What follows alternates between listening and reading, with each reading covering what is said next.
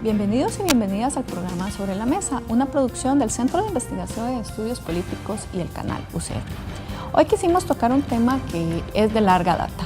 Siempre cuando se habla de democracia se plantea el tema de la participación de la ciudadanía, no solo por el derecho, digamos, a ejercer el voto y a elegir a las personas que van a tomar las decisiones, sino también cómo involucrar a toda la ciudadanía en esa toma de decisiones. Por eso hoy hemos puesto como título al programa Participación Ciudadana en la elaboración de políticas públicas. Y vamos a contar entonces con la participación de Vanessa Montalbán, máster en Administración Educativa, filósofa y educadora, y forma parte del movimiento Territorios Seguros. Muchas gracias. También vamos a contar con la presencia de Juan Carlos Chavarría, director del Departamento de Participación Ciudadana de la Asamblea Legislativa. Un gusto, muchísimas gracias por tomarnos en cuenta para este importante programa, y además me siento muy a gusto hablando de política porque yo salí de esta universidad de la Escuela de Ciencias Políticas. Bueno, y también vamos a contar con la presencia de Sara Castillo, directora ejecutiva de la Comisión Nacional para el Mejoramiento de la Administración de Justicia, CONAMAJ. Buenas tardes, honrada de estar aquí. Bueno, muchísimas gracias a las dos y a don Juan Carlos por estar acá. Vamos entonces a ver precisamente la cápsula que nos prepararon para el programa de hoy.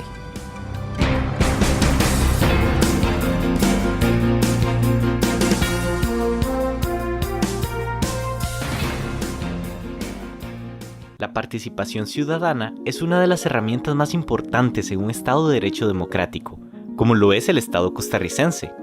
Esta puede describirse como la posibilidad que tiene cada ciudadano y ciudadana de influir en la toma de decisiones políticas de sus representantes, ya sea en las diputaciones, en la presidencia o en la alcaldía, o simplemente en la figura de autoridad más cercana. Pero ¿cómo se encuentra nuestro país en esta materia? La participación ciudadana en Costa Rica es bajísima. Somos el país que menos participa o que menos participación ciudadana tiene en los diferentes procesos. Y esto no quiere decir que los espacios y mecanismos no existan. Sí existen, pero hay como dos formas. La cultura costarricense, que es un poco que alguien más me resuelva el problema o la necesidad que tengo. Tampoco existe una cultura en donde exijamos cuentas a las instituciones, a las autoridades electas de qué es lo que hacen, cómo lo hacen o lo que no hacen y por qué no lo hacen. Pero por otro lado también existe una cultura costarricense de decir eso no se puede.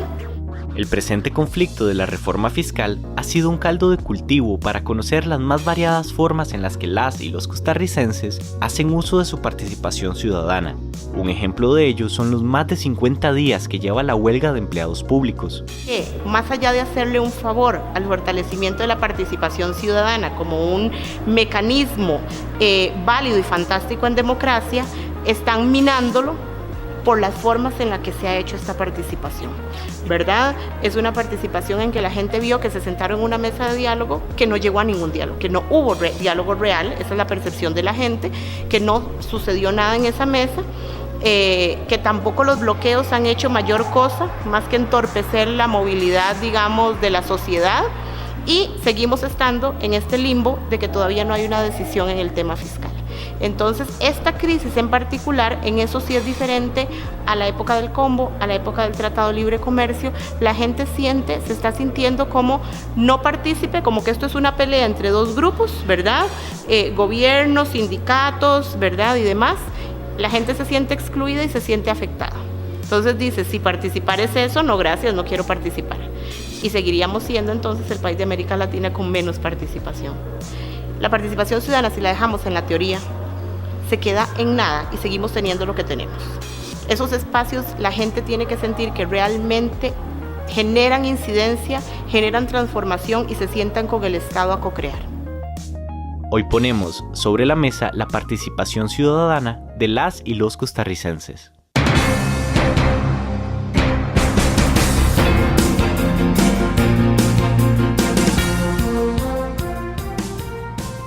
Don Juan Carlos, ¿cómo podríamos definir el tema de participación ciudadana? Porque a mí, digamos, un poco me plantea siempre planteo como la crítica de que a veces se dice que hay mecanismos de participación ciudadana y que ahí están y que la gente no los usa y que son más derecho al berreo que realmente participación. Entonces creo que es muy importante definir efectivamente, cuando estamos hablando de participación ciudadana, ¿de qué estamos hablando?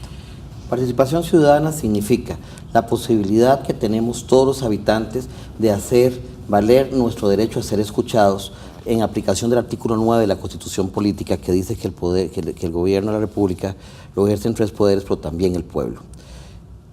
Voy a ser más preciso. Participación ciudadana real significa incidencia. Claro. No significa hacer consultas para enviar y cumplir un requisito constitucional diciendo a los ciudadanos: opine sobre A o B proyecto, opine sobre A o B asunto. Significa que sus opiniones realmente sean tomadas en cuenta a la hora de conformar una política pública o una acción del Estado. Por ejemplo, ahora que nos acompaña doña Vanessa, Territorios Seguros, y ellos son un excelente ejemplo a citar. Participación ciudadana significa pronunciarse, exigir cuentas y dar propuestas y soluciones, pero también participación ciudadana significa corresponsabilidad. Si yo formo parte de las soluciones a la hora de crearlos, por consiguiente también asumo la responsabilidad de los resultados, buenos o malos, que generen esas acciones. Entonces, para no alargarme, en resumen, participación ciudadana significa el derecho a ser escuchado, pero sobre todo a tomarse en cuenta en la hora de tomar las acciones públicas. Claro, eso es como muy importante, yo siempre lo planteo, ¿verdad? No es el famoso, como dije antes, el derecho al berreo, es que si no tengo incidencia en la toma de decisiones, solamente estoy siendo consultada, no estoy realmente participando. Pero en la cápsula también Mariela decía algo muy interesante, que somos el país con menor participación de América Latina. Tal vez ahí doña Vanessa nos pueda colaborar, ya que usted precisamente pertenece a un movimiento, ¿verdad? ¿Por qué una podría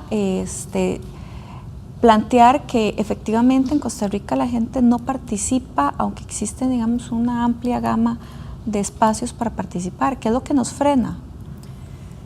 Bueno, quisiera tener más elementos científicos y otras disciplinas, pero por lo pronto, digamos, partiendo de la experiencia que tenemos en Territorios Seguros, yo podría decirle que si nosotros echamos una mirada más atrás, las generaciones que disfrutamos de lo que nosotros creíamos que era la participación política, que era aquel proselitismo y aquella alegría y aquel carnaval que se hacía en las calles cuando nosotros nos preparábamos para los procesos electorales, yo creo que lo que ha venido sucediendo después con los administradores públicos que escogimos nos ha producido una grandísima decepción, y yo creo que eso hizo que muchas de nosotras, las personas que antes participábamos de esos procesos, nos fuéramos alejando, y el lugar que nosotros dejamos vacío lo ocuparon otras personas que lamentablemente por los resultados pues tampoco cumplieron las expectativas que teníamos. Entonces, por decirlo de alguna forma, dentro de cómo se explica en los conversatorios en Territorios Seguros, digamos que es algo así como que usted contrató a un empleado para cuidar su casa y usted se fue y nunca más regresó hasta como después de un año. De cuando usted regresa a su casa, ¿verdad? Usted no podría esperar que la casa esté en las mismas condiciones en las que usted las dejó y que todos sus bienes estén en orden. Digamos que nosotros en el país nos ha pasado eso.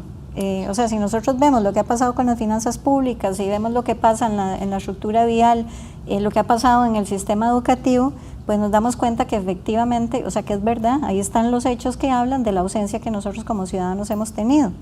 Creo que hay una gravísima responsabilidad también en el sistema educativo, y tendríamos ahí que hacer un recuento histórico y ver quiénes son los responsables, porque imagínese usted que ahora que Juan Carlos citaba el artículo 9, bueno, este es un artículo que ya tiene más de 15 años de haberse hecho una reforma. Sí, la reforma es del 2003. Ajá, que nosotros, la gran mayoría de nosotros y nosotras no conocía. O sea, imagínese usted que en 15 años que se haya hecho una reforma constitucional que la población no conozca y que entonces no tenga idea de que en esa reforma precisamente nosotros somos los protagonistas y los responsables del camino que se tiene que seguir en el Estado y los responsables de velar porque aquellos administradores que hemos escogido cumplan su papel, pues imagínese usted, si eso tiene más de 15 años, todo lo que ha sucedido no solo en 15 años, podemos echar la mirada un poco más atrás y darnos cuenta de lo ausentes que hemos estado. Y creo que es mucho por ignorancia. Aquí tendríamos que preguntarnos a quién es el que sale beneficiado de esta ignorancia ciudadana. Imagínense que, bueno, y ustedes pueden hacer la prueba, usted se mete a buscar la Constitución Política, si usted no se fija que sea la que está reformada, usted seguirá leyendo un modelo de Estado que ya no es el que tenemos constitucionalmente y donde nosotros los ciudadanos y las ciudadanas ya no somos los protagonistas. Entonces yo creo que los hechos en efecto hablan, ¿verdad? Sin tener yo aquí los datos científicos que tal vez algunos podrían esperar, ¿verdad? Los hechos hablan de la ausencia ciudadana precisamente. Por eso estamos en una tarea muy importante que es la tarea de la alfabetización ciudadana, que empieza por el conocimiento precisamente de nuestros derechos constitucionales, pero sobre todo de la grandísima y gravísima responsabilidad que nos corresponde según el artículo 9. Claro. Y doña Sara, ¿será que efectivamente desde las instituciones no hemos hecho la tarea de explicarle a la ciudadanía, o la ciudadanía no ha hecho también la tarea de buscar la información y, digamos, tomar los espacios que se crearon? Sí, yo ahí quisiera hacer como algunas notas, sobre todo a la definición que nos dio Juan Carlos, porque yo pienso que es importante considerar la participación ciudadana, si bien como incidencia, pero de una visión también que nos permita otros matices, porque si lo dejamos en el nivel más alto de la participación, que sería incidencia, podría ser que cerremos el espectro muchísimo. Entonces, por lo menos nosotros en el Poder Judicial contemplamos lo que llamamos una escalera de participación, un crescendo, un espectro de participación que la hacemos y que pasa por diferentes momentos. Claro. Entonces pasa, como decía doña Vanessa, por informarse y preguntar, ¿verdad? Por educarnos como un primer momento, porque si no estoy educada, si no soy consciente, si no conozco la ley, si no conozco el derecho de participar, difícilmente puedo ejercerlo. Entonces vemos ahí como la necesidad de las instituciones públicas y desde el sistema educativo definitivamente de invertir muchísimo en toda la parte de información, conocimiento de esas potestades que tenemos, porque también lo veo como en una doble vertiente y también ustedes lo acaban de decir, es que es un derecho, pero también es un deber por otro lado. Y es un deber de las instituciones públicas abrir los canales para esa participación, pero es un deber de las personas ya en nuestra condición de ciudadanas y ciudadanos, de personas, también de ejercer esa participación. Entonces, un primer momento como conocimiento, información, para después pasar a otros grados, ¿verdad? Porque esto me parece que tiene muchos matices, donde por ejemplo el diálogo ciudadano, y ya no bilateral, sino multilateral, o ya no solamente la escucha, porque el que se informa solamente recibe en un canal, pero ya el poder ese sentarse, instituciones públicas y ciudadanía a conversar, yo creo que también abre otro aspecto muy, muy interesante de participación que no necesariamente tiene el grado de incidencia, pero que eventualmente prepara para una incidencia y tiene efectos. Y pues ya una parte, pues el sumum de la participación, que es cuando la ciudadanía de verdad incide en la política pública, que sería como el ideal al que quisiéramos llegar en todas las esferas, pero me gusta como poderlo matizar, claro, porque ahí podemos comprender diferentes manifestaciones de participación. Y tal vez sí tenemos que ir a un corte, ¿verdad? Entonces más claro, bien vamos a hacer la pausa y al regresar continuamos con lo que usted nos está explicando de la forma en que también en la CONAMAC trabaja en el tema de participación ciudadana. Vamos a una pausa y ya regresamos.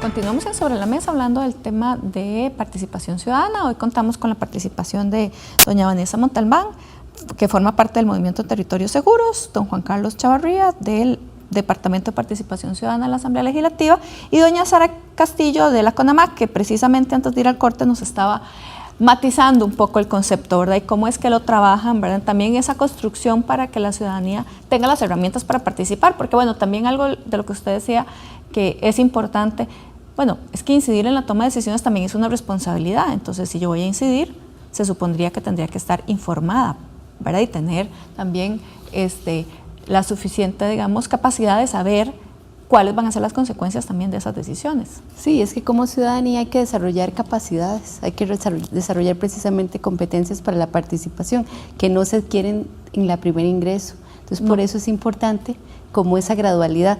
Y hay otra nota que yo quisiera hacer a lo que se dijo antes, un poquito problematizarlo, ¿verdad?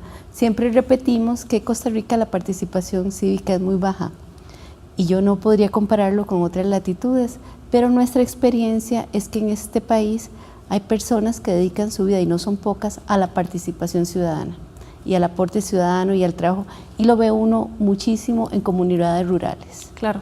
Entonces uno siente que este país se sostiene por esas personas, no por lo que hacemos desde las instituciones públicas, ni por el MOB, ni por el Ministerio de Educación, ni por el Poder Judicial, sino son esas líderes y lideresas que se encuentran en sus comunidades asegurándose que haya comedor estudiantil, ¿verdad? Que el puente se arregle, que haya acera, que se traigan los beneficios para los adultos mayores.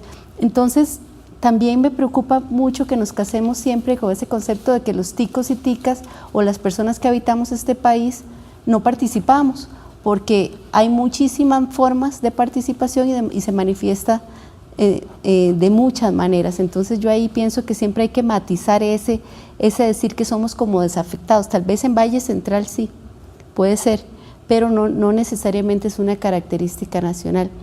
Y otra cosa que también quisiera notar, y es que siempre cuando hablamos de participación ciudadana, y la misma palabra ciudadana nos remite al concepto de ciudadanía. Sí. ¿Verdad? Que tiene bastantes lecturas, y por lo menos nosotros desde el Poder Judicial entendemos que es una lectura en sentido amplio, no en sentido de la persona nacional que cumple 18 años, sí, muy importante, porque eso nos excluiría a una gran cantidad de personas que habitan este país, que por una razón u otra o son personas menores de edad o son personas migrantes, y que igualmente tienen, y la Constitución y todo les da plenitud de derechos. Entonces también son como cositas que me gusta siempre aclarar cuando se habla de participación, porque si no caemos como en un gran universo de que aquí no es posible, de que solo algunos privilegiados pueden participar. Sí, eso es muy importante. De hecho, por esa razón también se habla de la Defensoría de los Habitantes, ¿verdad? Que cualquier persona no necesariamente tiene que ser el concepto constitucional de ciudadano o ciudadana, ¿verdad? Sino que es un sentido muchísimo más amplio, que es todas las personas que vivimos en este país, ¿verdad? Que tenemos derecho a participar. Yo tengo algunas anotaciones, dice doña Sara, al respecto. Yo soy de zona rural, yo vivo en las vueltas de la Guasia y Malajuela. Mi esposa estuvo en la Asociación de Desarrollo casi 6 años. Yo estuve en la Asociación de Agua como 7 años. Y estábamos ahí porque cada asamblea, doña Sara, que se decía, ¿quién quiere? Nadie daba el paso al frente. Y sí concuerdo, mi experiencia a lo largo y ancho de este país es que hay gente muy valiosa, que aporta mucho. La pregunta es que si siempre son los mismos. Esa es la pregunta. Y la responsabilidad de participar implica un proceso de transformación cultural. Tenemos que operar me gusta como lo maneja el Ministerio de Educación Pública, la construcción de una nueva ciudadanía, la construcción de un nuevo sentido de solidaridad y de integración dentro de las responsabilidades. Eso significa forzosamente que las diferentes instituciones, como CONAMAG, el Poder Judicial, la Asamblea Legislativa, el IFED y las mismas organizaciones de sociedad civil que están vinculadas, realmente nos integremos y demos trazabilidad a los esfuerzos en primaria, secundaria, organizaciones, cooperativas, diferentes tipos de organización. Esa trazabilidad, ¿a qué me refiero? A que en realidad complementemos los esfuerzos para crear esa nueva transformación cultural. Hoy vengo, por ejemplo, a reunirme con el Colegio de Licenciados y Profesores, allá en Alajuela. Ahora fuera de cámara les comentaba que venirse de allá para acá se vuelve un poquito complicado en Guarapico. Y resulta que empezamos a hablar de este tema, y con el Colegio de Licenciados y Profesores pensamos que es necesario formar a los profesores de educación cívica para que no informen sobre los derechos, sino que formen sobre la responsabilidad de ejercerlos. Y eso significa que tenemos que centrarnos en la visión de esa nueva ciudadanía, de esa nueva forma de actuar. 1. 2. Completamente de acuerdo con doña Sara en el tema que el primer acceso es a la información. Yo, para poder opinar, para poder dar una sugerencia, necesito estar informado de lo que está pasando. Es decir, necesito que los 3 componentes que constituyen un gobierno abierto, o una asamblea abierta, o un poder judicial abierto, se den. 1. Necesito acceso a la información y transparencia. ¿Cómo puedo opinar si no sé? Lo segundo es que realmente se me abran los espacios para que yo pueda generar incidencia, y si no, exigirlos para que se abran. Y el tercero, que ya estando informado y estando participado, también colabore, porque sí estoy de acuerdo también con otro elemento de doña Sara, y creo que tal vez doña Vanessa va a coincidir conmigo. En las asociaciones de desarrollo, cuando se nos da 20 colones para hacer una carretera, hacemos turnos, hacemos bailes, hacemos cabalgatas y convertimos esos 20 colones en 100 colones. Sí. Eso significa pasar al nivel más alto de participación, que es la colaboración, es decir, el famoso que la municipalidad lo arregle o que el gobierno lo arregle, dejarlo atrás y decir, tenemos un problema de carretera, vamos a arreglarla, ese puente y esa carretera son prioridad para este pueblo, pero como sabemos que hay problemas de recursos y lo demás, ¿qué aporta la municipalidad? ¿Qué aporta el gobierno central? ¿Y qué aporto yo como comunidad? Claro, es todo el tema de la generación de capital social, realmente. Pero bueno, desde hace rato, doña Vanessa se quería referir precisamente a lo que doña Sara nos había planteado. Sí, yo creo que el tema de la participación implica una reflexión anterior o nos lleva a una reflexión que nosotros en el Movimiento de Territorios hemos y seguimos haciendo. El artículo 9 de la Constitución, cuando se reformó, agrega que el gobierno de la República, además de ser popular y representativo, es participativo, que es la palabra que estamos discutiendo. Pero resulta que, o estamos conversando, tratando de precisar, pero después dice que lo ejercen el pueblo y 3 poderes. El pueblo es el primer poder de la República y eso es lo que va a definir qué significa la participación. Entonces, la reflexión sobre qué significa ser el primer poder de la República nos lleva a la reflexión de qué significa ser el soberano de este país. Claro. Y eso implica explicar entonces qué es la ciudadanía.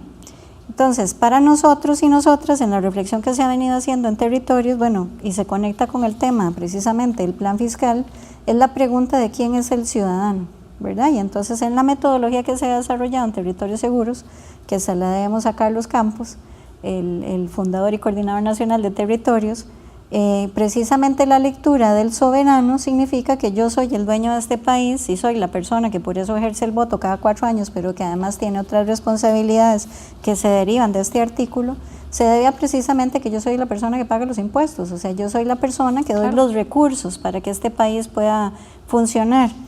Y entonces, además, si a eso le agregamos el artículo 11, que también fue reformado en el año 2000, o sea, ya tiene 18 años de existencia, está precisamente una serie o una guía a través de la cual nosotros, aquellos funcionarios que hemos contratado para la administración del Estado, pues nosotros les digamos qué es lo que hay que hacer, porque dice que los funcionarios públicos son simples depositarios de la autoridad que le ha delegado el soberano de este país, que es el pueblo, o sea, yo, la persona ciudadana que pago los impuestos.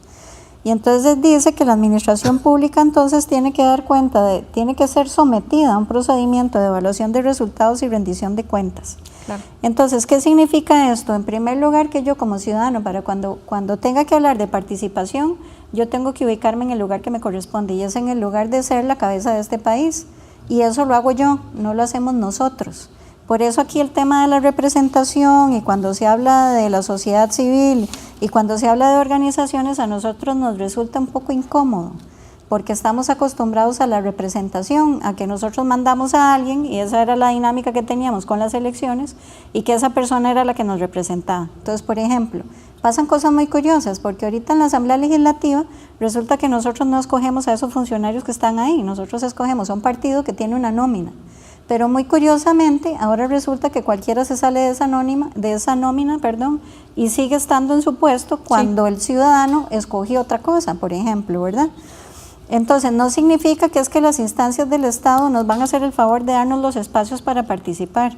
Es que nosotros los ciudadanos somos los protagonistas de este país, pero entonces yo tengo que reflexionar qué significa eso. Imagínense que eso significa, en primer lugar, que yo me reconozca como persona. O sea, que yo me dé cuenta que soy un ser humano, que soy una persona en primer lugar. Y significa además que tengo que enfrentarme a una serie de temores, porque como bien hemos visto, y yo creo que la ciudadanía que nos está escuchando pues ha tenido esta experiencia, cuando usted normalmente se enfrenta a un funcionario público en su gran ignorancia, la que tenemos nosotros los ciudadanos, nosotros creemos que el funcionario público todo lo sabe, que es el que tiene el poder. Nosotros en territorio, por ejemplo, tenemos prohibido la palabra pedir, porque si yo soy el dueño de este país, yo no tengo por qué pedirle nada a nadie, o sea, yo puedo dar una ordenanza para que las cosas se hagan. Entonces, ¿qué significa? Que yo tengo que darme cuenta que soy una persona, que ocupo el primer lugar en este país y que eso significa que tengo una gravísima responsabilidad y como bien decían ustedes, si yo voy a participar de una problemática que me interesa resolver, si voy a pedirle cuentas a los funcionarios que he contratado para que resuelvan esa problemática, yo en efecto, como bien dicen ustedes, tengo que conocer el tema. Entonces, por ejemplo, yo les comentaba... Tal vez, Vanessa, podemos quedarnos con esa idea porque tenemos que hacer un corte. Vamos a una pausa, estamos hablando de participación ciudadana, ya regresamos.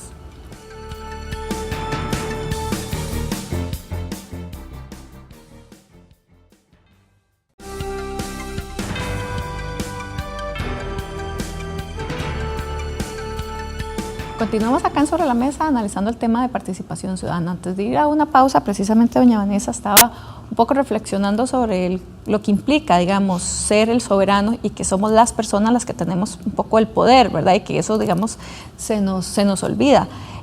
Tal vez en esa línea también a mí me gustaría que, además de lo que venía, digamos, explicando, nos comente en qué consiste precisamente la iniciativa de Territorios Seguros y cuáles son las acciones que han desarrollado. Bueno, para terminar de redondear lo que estaba diciendo, incluso creo que eso contesta lo que usted pregunta.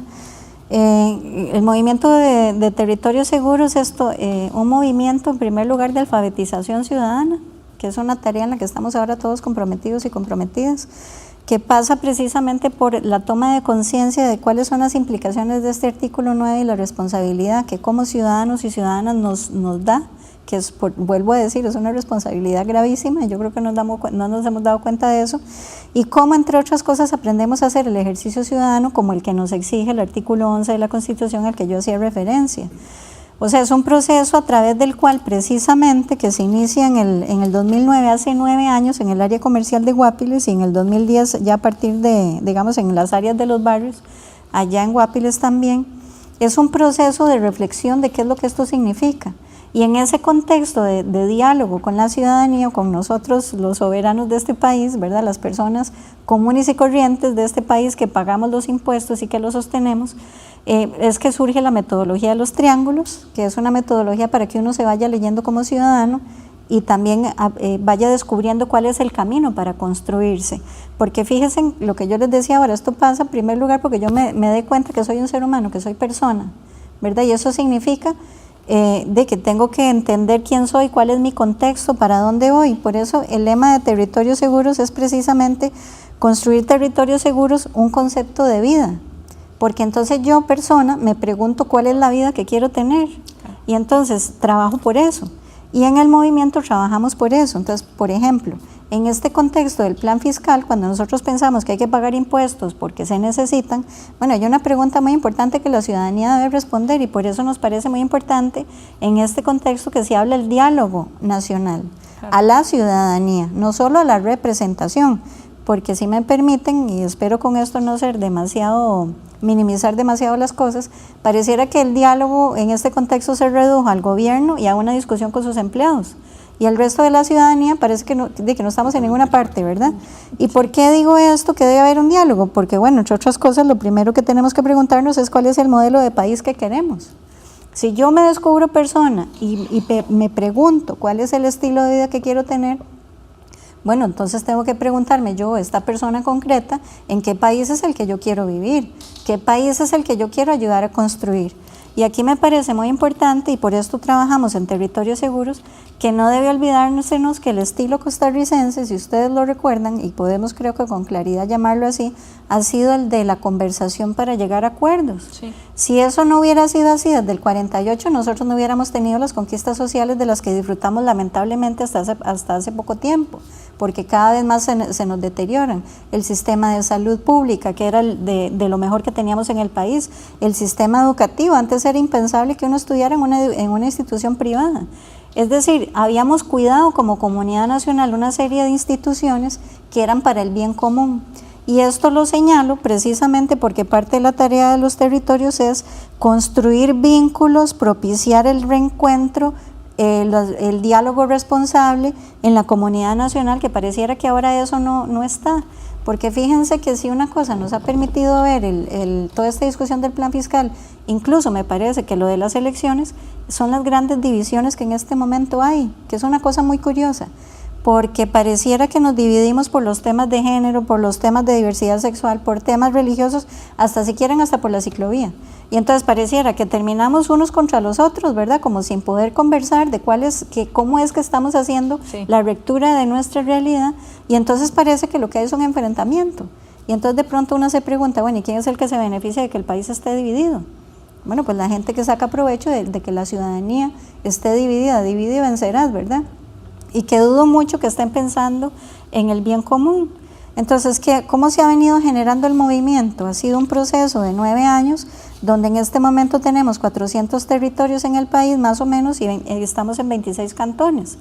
Entonces, ¿qué es eso? Es en primer lugar un proceso de alfabetización ciudadana, de que yo vaya descubriendo qué significa esta lectura del artículo 9 y el 11, yo reflexiono sobre eso, tengo una metodología para actuar, y entonces camine en ese rumbo. Entonces, ¿qué hacemos? Estudiar.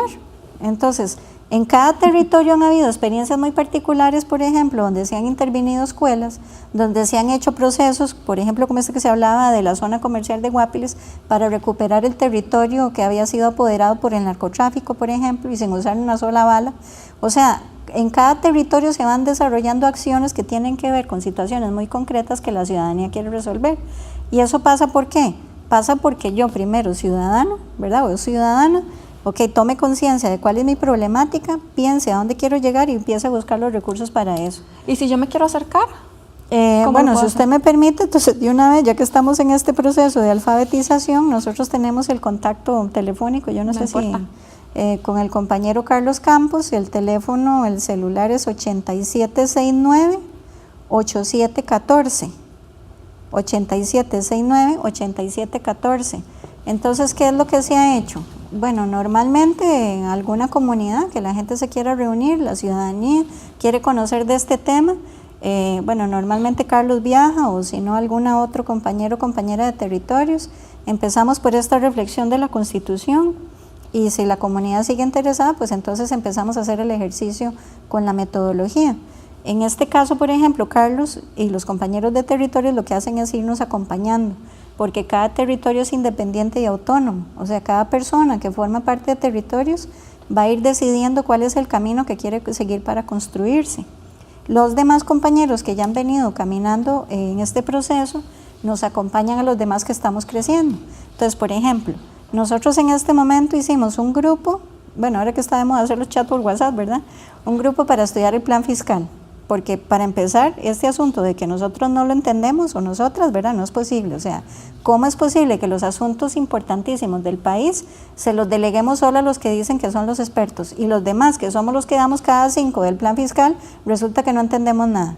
Entonces hemos echado mano de recursos incluso que las universidades tienen, de debates que han sido transmitidos por la televisión universitaria para entender de qué se trata el plan fiscal, por ejemplo. Entonces, lo que significa es que hacerse ciudadano es un esfuerzo que hay que hacer, es un trabajo. Por eso, lamentablemente, ser ciudadano no es para cualquiera. Solamente para aquella persona que esté comprometida con el proceso de hacerse, de crecer primero como persona, de preguntarse cuál es el camino de vida que quiere y cómo quiere construir en esta comunidad nacional, junto con las demás personas, ese camino de vida. Por eso para nosotros es tan importante en este contexto nacional aportar para construir diálogo responsable. La ciudadanía no puede estar ausente de esta discusión. Entonces, no solo los espacios que ahora, por dicha con esto que se ha puesto aquí en el país del estadio abierto, ¿verdad?, que es una manera de participación, en territorios tenemos que buscar y apropiarnos de los espacios que ya existen y crear espacios de diálogo. En las municipalidades existen esos espacios de participación, por ejemplo, y esto que digo yo no lo sabía también, y por eso esto es un proceso de alfabetización, ¿verdad? Desde que se hace esta reforma constitucional hace ya más de 15 años, los presupuestos municipales tienen que ser participativos. Eso significa que yo, ciudadana, me puedo acercar a mi municipalidad y discutir en qué se va a gastar el dinero que se invierte en mi comunidad. Pero la gran mayoría de nosotros eso no lo sabe, ni sabe cómo participar en esos espacios. Además es que hay, y termino con esto porque la presencia de Sara me parece muy importante. La experiencia que hemos venido teniendo con el Poder Judicial en la apertura que tienen a la participación ciudadana ha sido valiosísima. Y se lo digo yo no porque esté Sara aquí, sino porque yo se lo dije la primera vez que me encontré con ella. O sea, da gusto ir a una reunión donde usted siente que el funcionario público le da a usted el lugar que le corresponde como ciudadano, que lo recibe con respeto, que tiene la delicadeza de sentarlo en el lugar donde usted va a estar cómodo, que tiene la información que usted necesita. O sea, esa delicadeza, si usted le pregunta a la ciudadanía, lamentablemente aquellos funcionarios públicos que se han olvidado de la ética del servidor público, lo hacen sentir a uno como si uno fuera a pedir favores, como si usted no mereciera el servicio que le prestan, porque hay muchos funcionarios que lamentablemente no honran el puesto que les corresponde, ¿verdad? Sí, pero yo vez, sí quiero resaltar esa experiencia tal vez, tan doña valiosa. Vanessa, para seguir con esa misma línea, yo quería también que doña Sara nos explicara en qué consiste, digamos, cuál es el trabajo que hace CONAMAC con respecto a la participación ciudadana, porque a veces tenemos como la idea de que es algo, digamos, en el cual no es como un tema que trabajen, ¿verdad? Y efectivamente tienen toda una línea importante. Bueno, es el Poder Judicial en realidad. CONAMAC, que es la Comisión Nacional para el Mejoramiento de la Administración de Justicia. Nosotros tenemos asiento en el Poder Judicial y hace 10 años el Poder Judicial nos encomendó ver cómo se podía hacer efectivo el mandato constitucional. Entonces ahí fue donde empezamos un trabajo en zonas rurales, por eso me refiero mucho a la participación de la base, ¿verdad?, de las personas más humildes, y también ahí fue donde nos encontramos la experiencia de Territorios Seguros, que ha sido un compañero de viaje en Guapiles. Empezamos ahí cuando Territorios estaba iniciando y ha sido pues una experiencia muy buena junto con ellos, otras organizaciones que nos han permitido ir probando qué necesitaba la ciudadanía costarricense para acercarse al Poder Judicial y cómo hacer eso efectivo, que no era fácil, no sabíamos cómo hacerlo. Fuimos madurando y de allí que en 2015 el Poder Judicial, la Corte Plena, aprueba una política de participación ciudadana en el Poder Judicial, que entiendo que es algo bastante novedoso a nivel de ciencias políticas y de administración de justicia a nivel continental. Y la política pues establece lo que Juan Carlos nos decía al inicio, ¿verdad? El derecho, el reconocimiento al derecho a la participación ciudadana, teniendo como eje el ser humano, que el quehacer judicial tiene como eje el ser humano y que debe haber una participación que debe ser sostenida, responsable, sin intereses. Y ahí cuando digo sin intereses siempre tengo que aclarar porque pues todos tenemos algún interés, pero sin ningún interés específico. Por ejemplo, no podría ser una participación porque tengo interés de que un juez o jueza me resuelva de X manera, sino que también la definición que se construye en la política dice orientada al cumplimiento del mandato constitucional de qué hace el Poder Judicial, administrar justicia y del bien común. O sea, mi participación no puede ser desde una posición egoísta o personal, sino que tiene que ser orientada al bien común. Perdón, doña Sara, que la tengo que volver a cortar nuevamente, pero bueno, vamos a una pausa. Cuando regresamos, continuamos para que nos explique la política y también para que don Juan Carlos nos explique qué es lo que hace el departamento. Vamos a una pausa y ya regresamos.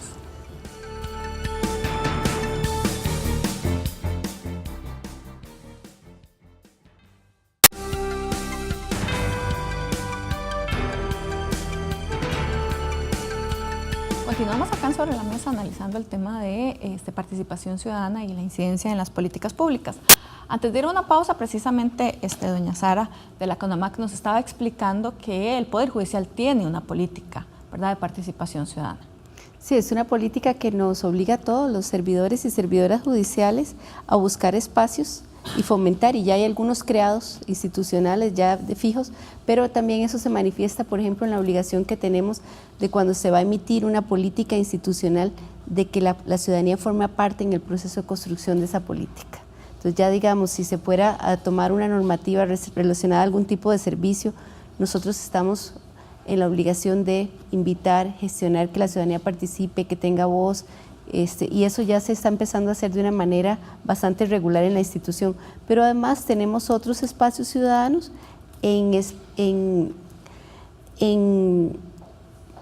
oficinas o en mecanismos ya permanentes del Poder Judicial, como por ejemplo en los consejos de administración de circuito.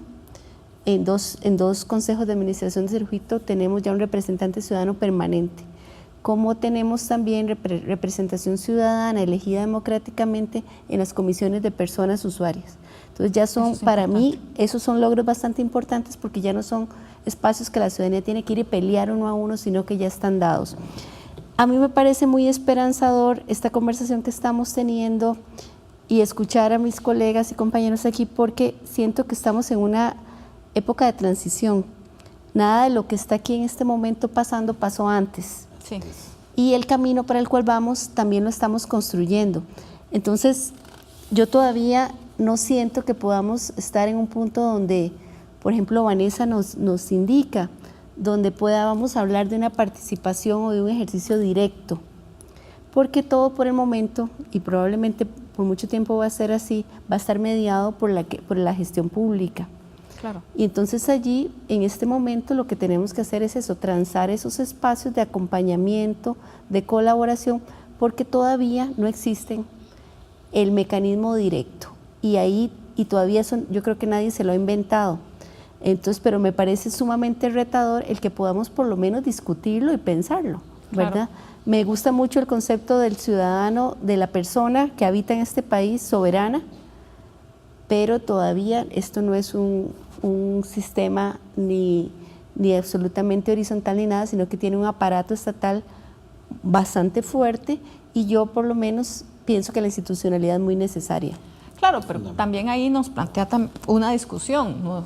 Por ser un país, digamos, bueno, no tan grande como otros, pero vamos a ver, la representación también es importante. No es cierto que todas las personas podemos estar siempre tomando decisiones, Exacto. pero ahí tenemos que replantearnos qué es lo que significa la representación, cuál es el tipo de representación que queremos, además cuál es el control que yo como ciudadana puedo ejercer sobre esa representación, y si no me representan de manera adecuada, cuál es el mecanismo para poder quitar a esa persona. O sea, también ahí hay como una discusión importante sobre la representación, porque no es solo como que todos vamos a ir a sentarnos a tomar decisiones juntos, no es tan real. Exactamente, y no todo el mundo quiere, esa es nuestra experiencia, no todo el mundo quiere participar igual. Además, sí, claro. ¿Verdad? Entonces, ¿cómo hacemos para ofrecer de alguna manera diferentes opciones para cada momento y para cada organización y para cada persona? Sí, claro. Yo quisiera terciar ahí. Generalmente se cae en un error conceptual, que es que son contrapuestos la democracia participativa con la democracia representativa. Yo diría que, de hecho, la democracia participativa se convierte en el elemento que en las sociedades contemporáneas puede garantizar la legitimidad de la representación institucional. ¿A qué me refiero? Si nosotros analizamos el caso de los países escandinavos, Suiza y Suecia, nos daremos cuenta que los parlamentos y los estados, los gobiernos que tienen mayor legitimidad, son aquellos que tienen mayores niveles de participación, donde los ciudadanos actúan directamente y se convierten en auxiliares de la administración pública en la solución de los problemas. Entonces, ya la visión del funcionario público, del presidente, del diputado, que recibe como un cheque en blanco los votos para que durante 4 años pueda ejercer su votación, ya no responde a la realidad. Ahora, no inventamos el agua tibia. Ya Habermas y otros desde el siglo pasado nos venían hablando de que el Estado cae en crisis de eficacia ante no poder responder a las necesidades de la sociedad. En una sociedad pequeña, estoy de acuerdo con usted, pero mucho más compleja. Claro.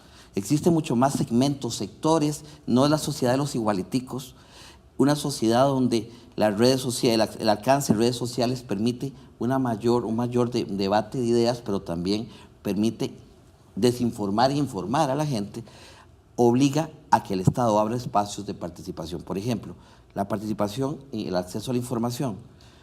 La gente dice, qué barbaridad, los salarios, qué barbaridad, van a ver cuánto gano. Es lo mejor que le puede pasar a la institucionalidad. Y lo voy a poner desde el lado de la institucionalidad, no desde el lado ciudadano. Se le quita el morbo. Claro. En el momento que la información es pública, el morbo, mira cuánto gana ese, cuánto no gana ese, desaparece. Y el control ciudadano se hace más efectivo. Otro aspecto que me parece que es importante mencionar, porque yo me siento muy orgulloso, es que la política de justicia abierta del Poder Judicial es ejemplo no continental, es ejemplo mundial. Somos de los países que más ha avanzado en ese tema y ha sido un esfuerzo de construcción en el cual le agradezco mucho a doña Sara que nos haya permitido aportar un granito de arena, aunque realmente lo que hice fue aprender con ustedes. Ahora, también la construcción, otro elemento que es importante, Costa Rica es el primer país del mundo en que avanza en el concepto de Estado abierto desde el año 2015. Siempre se había hablado de gobierno abierto. Claro. Pero nosotros dijimos, bueno, tal vez porque somos chiquititos, dice, no, si vamos a hacerlo, hagámoslo juntos e intentemos avanzar, que a veces las velocidades no son las mismas, pero es necesario. Otro aspecto que quisiera mencionar, porque el tiempo siempre es verdugo en esto, quiero hablar del departamento un toquecito, es que oía un diputado, era uruguayo, paraguayo, que decía que los que estábamos metidos en esto de Estado abierto éramos como los caballeros Jedi, porque éramos muy pocos, pero con nuestra fe movíamos montañas. Claro. Yo creo que ya pasamos de cofradía a iglesia, ya somos un poquito más. Más grandes que... Sí, y hemos estado, porque esa dicotomía entre ciudadanía y los funcionarios y personas que están vinculadas a esto no tiene que verse como separada, tiene que verse como un complemento para poder lograr los grandes objetivos. Por ejemplo, doña Carolina Hidalgo es una persona que está impulsando fuertemente la necesidad de aprobar una política de parlamento abierto, que veremos si esa guillotina del año legislativo nos dará tiempo de concluirla. Claro, pero en esa línea, don Juan Carlos, que era lo que yo también quería preguntarle, o sea, Dígame. ¿cuál es el origen y el fundamento, digamos, del departamento? Porque a veces tenemos la idea de que sí, ahí están nuestros representantes y ya, ¿verdad? Que no hay acciones, no hay un lugar donde yo pueda ir a incidir. Bueno, existe un departamento. Sí, además, vean, en el año 1999 se crea la Oficina de Iniciativa Popular como un elemento importante, pero quedó desfasada ante la realidad política. Claro. Y el tema de recibir proyectos de ley de los ciudadanos para transmitirse a los diputados se convirtió en algo demasiado poco ante las expectativas y necesidades de una sociedad cada vez más informada, más compleja. Entonces se crea después de que en el 2003 se hace la reforma al artículo 9 constitucional, el Departamento de Desarrollo Estratégico Institucional, que es el equivalente a la unidad de planificación de la Asamblea Legislativa, llega y dice que se debe crear un departamento de participación ciudadana, que solo el espacio para que los ciudadanos entreguen proyectos de ley y dárselo a los diputados no era suficiente, cosa que estoy completamente de acuerdo. En ese momento en la presidencia se encontraba don Juan Carlos Mendoza, le pide al DEI que empiece a implementar el análisis para desarrollarlo, pero termina otra vez el año legislativo y queda en el limbo. No es hasta que en el 2014, por esos azares del destino, me toca asumir la jefatura de la Oficina de Iniciativa Popular, y yo venía de ser sindicalista, cooperativista, estar en asociaciones de desarrollo, ser presidente de colegio profesional, pero también ser funcionario público, fui presidente ejecutivo de institución autónoma. Entonces me tocó estar en esa dicotomía y yo decía, esto no me representa, no es lo que yo quiero.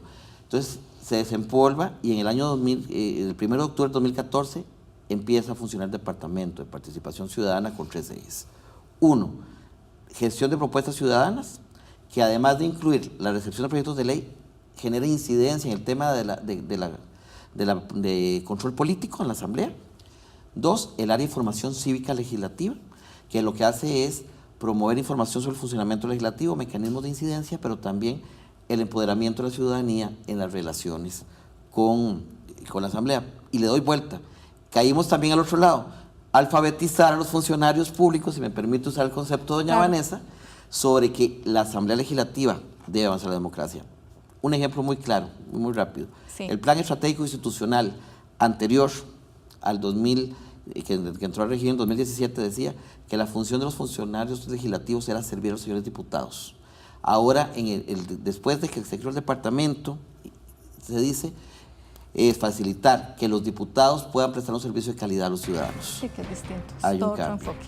Bueno, Perdón, don Juan Carlos, es que ya estamos, digamos, sobre tiempo, pero bueno, nos dio por lo menos para el cierre saber qué es el departamento. No, muchísimas gracias por haber participado acá y bueno, doña Vanessa también desde el Movimiento Territorios Seguros y doña Sara. Lo que sí quedó muy claro es que efectivamente el tema de la participación no solo pasa porque existan los espacios, sino que también pasa por mi reflexión de que yo tengo que participar y que tengo que apropiarme y que tengo que informarme para generar, digamos, también una buena participación. Así que muchísimas gracias y muchísimas gracias a ustedes en sus casas. Les esperamos la próxima semana.